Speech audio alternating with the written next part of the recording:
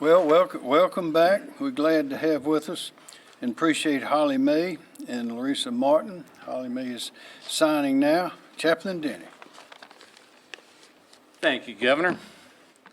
Sun Tzu and The Art of War said, plan for what is difficult while it's easy. So let's pray. Gracious God, you've given us the ability for sound judgment and wise decisions. As the storm heads our way, help us to exercise those abilities to prepare for what's to come. Help us to not let apathy or our experience of previous storms be our guide. Each storm is different, and we need to constantly be vigilant. I pray for safety over our citizens, as the citizens do all they can to prepare and keep themselves safe as well. Help us through this time ahead. And Lord, we ask your healing hand be upon our friends in Florida. Help heal them and their land. Amen. Amen. John Quirello, National Weather Service. Thank you, Governor. So forecast trends have become more concerning today in terms of potential impacts to South Carolina. Ian, currently located about 275 miles south of Charleston, is now forecast to intensify back to a hurricane as it lifts north in the Atlantic toward the South Carolina coast later today and tonight. The latest forecast from the National Hurricane Center indicates the potential for a South Carolina landfall during the day Friday along the central and northern portion of the coast, with Ian then shifting northward into the state through Friday evening while weakening. This could be the first hurricane to make landfall in South Carolina since Matthew in 2016. Hurricane warnings are currently in effect for the entire South Carolina coast, with tropical storm warnings extending well inland across the Midlands. Tropical storm force winds will develop later today into tonight along the coast, then spread inland through Friday morning. Wind gusts could reach 60 to 70 miles per hour along the coast and inland areas east of the forecast track, with many other areas in the central and eastern portion of the state possibly seeing gusts of 45 to 60 miles per hour at times. There is a risk right along portions of the central and northern South Carolina coast of hurricane force winds. These winds will result in downed trees and power lines, with some minor structural damage possible to things like roof, shingles, and vinyl siding, especially near the coast. It's important that people prepare for possible power outages as well. Perhaps most concerning is the increased threat of storm surge flooding. Storm surge warnings are now in effect for the entire South Carolina coast. Potential storm surge inundation is now forecast to be as high as 4 to 6 feet along the southern coast, 4 to 7 feet along parts of the Charleston County coast, and 3 to 5 feet in Georgetown and Horry counties. Should point out that if the forecast track shifts, that would change those values, with areas south of a potential landfall experiencing less in the way of storm surge flooding. However, given those values, flooding won't just occur along the ocean front, but also along waterways, bays, and tidal creeks, and some roadways may become temporarily impassable. If you are in or around the tidal region, you should follow the advice of local officials and consider finding nearby higher ground. As for rainfall, torrential rainfall occurring within a short period of time could certainly result in flash flooding. Everyone's reminded that if you encounter a flooded roadway, to turn around, don't drown. Conditions should improve across the state late Friday night into Saturday as Ian weakens and lifts to the north. All of the local National Weather Service offices located in Charleston, Columbia, Greenville, Spartanburg, and Wilmington, North Carolina that serve the state are routinely briefing state, county, and local officials and decision makers, so be sure to follow their guidance. It's also important to assess your risk for any of these potential hazards and take the necessary precautions now to protect yourself and your property. Thank you. Thank you, John. Just to remind everyone, under my executive order, I have not ordered any closings, have not ordered any evacuations, nor lane reversals or state government closings. Now, your local governments may have advice, of course. They may close some county offices, but that will be, those decisions are left, of course, to the local level. And listening to the National Weather Service and Mr. Quirello, you know there's some differences. Technically, a hurricane is a wind, a storm is not a hurricane until it's 74 miles an hour of sustained winds. And it's not a tropical storm until it's 40 or above.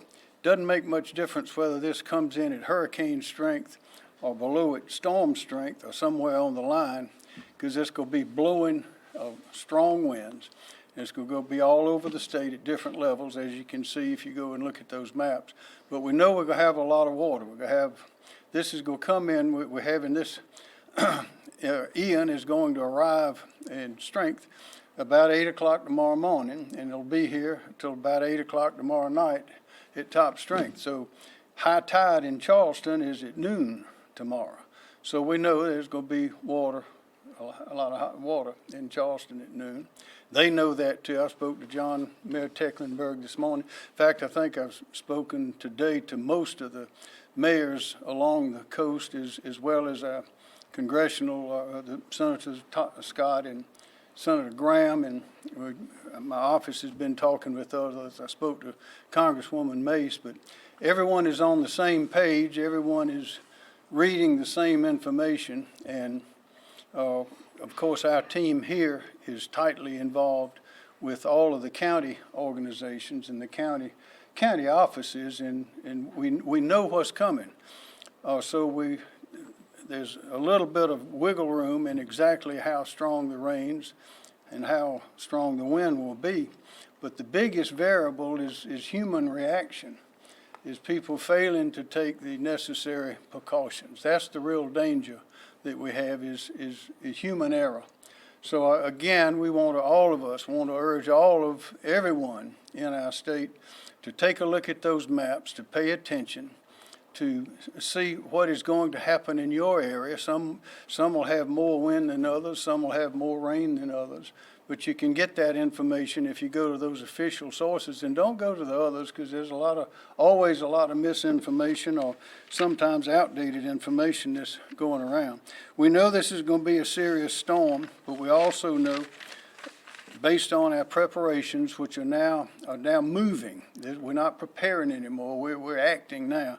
We know that we can handle this if we use our heads and follow the rules. And there are a lot of little simple things.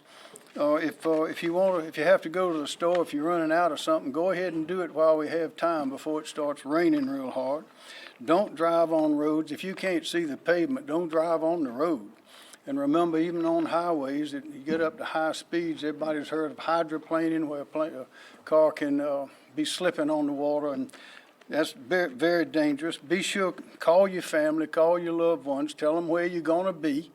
Let them know that, so they won't be worrying about you. And again, take care of your pets, take all your whatever medications. If you have to leave home for a while, take everything you're going to need with you.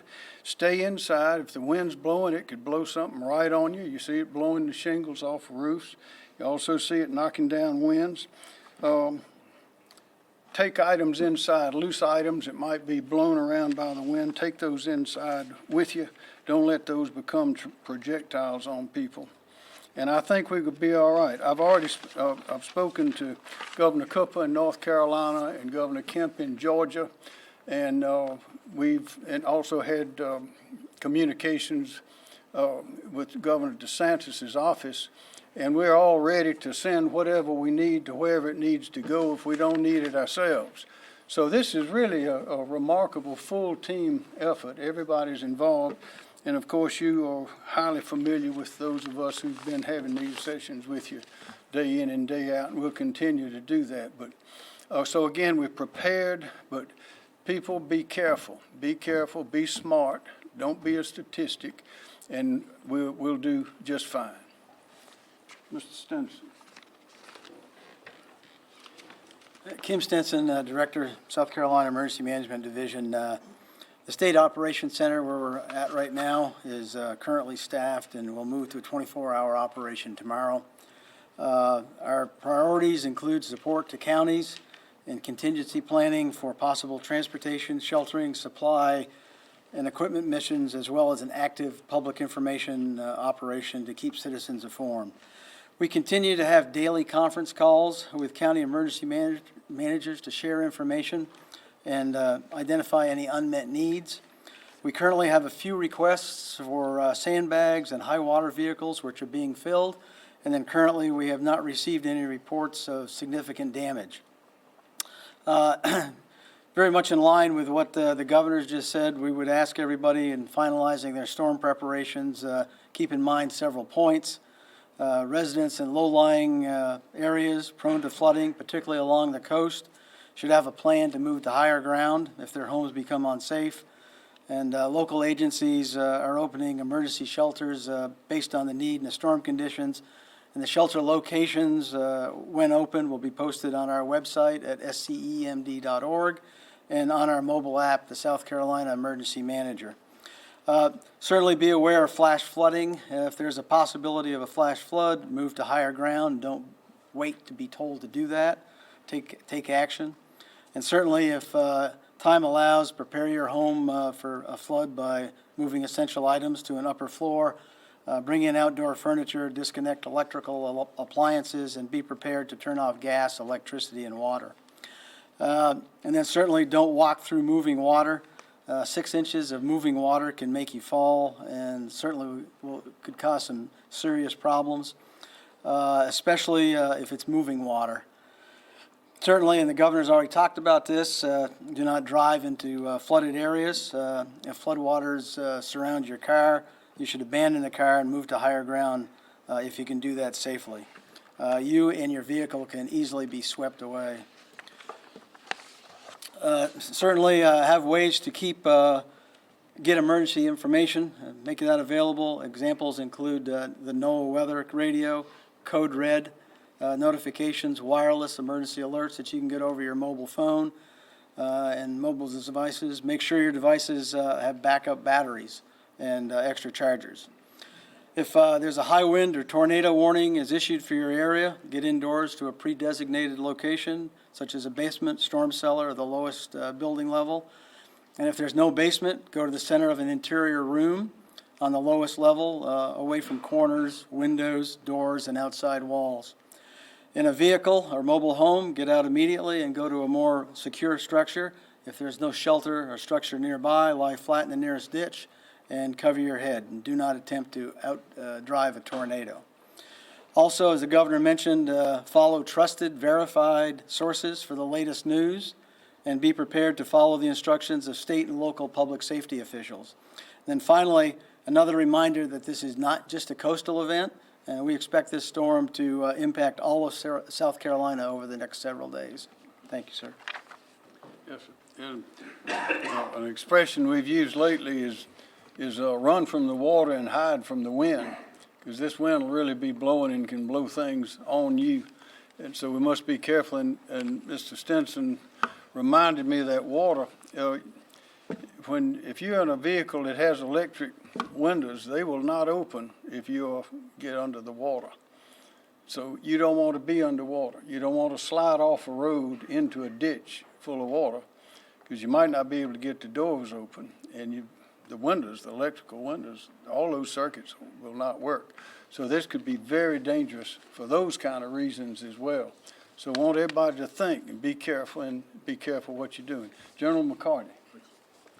Thank you, Governor. Good afternoon, Major General McCarty, Adjutant General here in South Carolina. The soldiers, airmen, and employees of the Military Department of South Carolina are prepared to support the state in response to Hurricane Ian. This, as the chaplain noted, this is something that we do year-round. We prepare for these type of events. We're well poised at this point with equipment and personnel, and we're in the process of activating approximately 100 soldiers on state active duty. They will be assigned to the anticipated affected coastal counties. We will have what are commonly referred to as the high water vehicles to help if there's any localized flooding. If there's anyone that needs to be evacuated from those areas, we're prepared to do that. We have significant other assets and capabilities if those situations warrant. And as always, if we need additional assets, we can EMAC through the emergency management compact from other states, and we always have access to Title X assets if they're needed here in the state. We're not anticipating that at this time, but we are prepared for whatever situation may come. Thank you. Thank you, General. Nandy Edwards. Thank you, Governor. As an update to my report yesterday, Duke, Dominion, and Santee Cooper have suspended disconnect. They are also, all of these utility partners have stationed additional resources so that as the storm leaves, that they are able to conduct power restoration services very quickly. With regard to our fuel partners for the state of South Carolina, we have continually checked in with them, and their fuel supplies are in good order, and they have no unmet needs. Thank you, ma'am. Ben Duncan. Thank you, Governor. Ben Duncan, Chief Resilience Officer. We stand ready to assist citizens after the storm with recovery measures. We have disaster case managers ready to go. We have over 50 disaster case managers ready to help citizens with their unmet needs, whether it's food, water, clothing, or other measures that they need. We stand ready to assist them at any time. Thank you. Thank you. Secretary Hall. Thank you. Thank you, Governor. I'm Christy Hall, the Secretary of Transportation for the state of South Carolina. As the Governor mentioned, we completed all of our preliminary work today, including repositioning more than 100 employees down to the coastal areas to supplement the forces that we already have there in those areas to respond to the aftermath of the storm. That includes, as I mentioned, 100 additional folks from the upstate that we've moved down to help with road clearance operations as well as signal restoration work, which is something new that we did this year, which was to bring signal supplies with us into those areas to make sure that we're able to rapidly restore service into the area. And we will also team up with the utility crews that Director Edwards mentioned with regards to reentry and clearing of downed trees. As the Governor and others have mentioned, we urge that folks really try to avoid travel tomorrow if at all possible, just due to the high winds and rains and other dangerous conditions that may exist on the roadways. We are expecting, as John Q. mentioned, some rain or some water to be over the roads at some point in time, especially at some of what we would refer to commonly as some of the known areas that flood frequently in the state. So just expect that. Also, as mentioned earlier, make sure that you're following the advice and guidance of local officials, including law enforcement personnel, with regards to either crossing of the high-level bridges or rerouting around areas where there may be floodwater. Thank you, Governor. Thank you. Rob Woods. Thank you, Governor. Good afternoon. I'm Rob Woods. I'm the Director of the South Carolina Department of Public Safety. SCDPS and its state support agencies, that's the South Carolina Law Enforcement Division, South Carolina Department of Natural Resources, the South Carolina Department of Pardon, Parole, and Probation, and the South Carolina Department of Transportation, began enhanced traffic management operations at 3 p.m. today in the coastal region. It will begin response operations at 6 p.m. in the Midlands and Upstate. Our current focus is responding to anticipated increases in calls for service along major highways as the storm approaches, and shifting to support of SCDOT in addressing traffic hazards and assisting SLED with law enforcement missions after the storm. As always, and to echo Secretary Hall's advice, DPS encourages all citizens to avoid travel during hazardous weather and remain aware of dangerous roadway conditions after the storm has passed. Thank you, Governor. Thanks, sir. Dr. Simon. Thank you, Governor. Good afternoon, everyone. I'm Dr. Ed Simmer, Director of the South Carolina Department of Health and Environmental Control. We continue to work to prepare for this storm. A couple of cautions for folks as the floodwaters start to come in. Please remember that not only are floodwaters dangerous from a drowning standpoint, they also often have toxic substances and high levels of bacteria. So staying out of floodwater is very important for your health. For that same reason, at sunset tonight, we are going to close all shellfish harvesting beds statewide until such time as we can show that the water is safe and the shellfish is safe to eat again. And that could be a couple of weeks, but all shellfish beds will be closed as of sunset tonight. We are continuing to work with our medical facilities in the coastal counties, which we think will have the greatest effect. We have 42 nursing homes, 126 assisted living facilities, and several hospitals. We're working very closely with all of them. They all are ready for this storm, but we have teams ready to respond on a moment's notice if any of them do have any challenges. We continue to work with our dam owners for the more than 2,000 dams that we regulate. We've lowered water levels on some of those dams, and we believe they are ready. We do not anticipate significant problems with the dams. So at this point, our goal is that no South Carolinian is physically harmed in this storm, and certainly no one is killed by this storm in South Carolina. I'm convinced that working together, we can achieve that goal. Please be smart, stay informed, don't take chances you don't need to take, and working together, we will make sure that every South Carolinian comes through this okay. Thank you, Governor. Thank you. Are there any questions? Yes, sir. This is to John. You mentioned that this could be the first hurricane that makes landfall since Matthew. Are there any particular concerns that you have about this hurricane that occurred when Matthew made landfall in South Carolina? I couldn't, any what? Any particular concerns that this hurricane could bring similar to what Matthew brought? The main concern always, this is stronger than some that we've had, but weaker than others.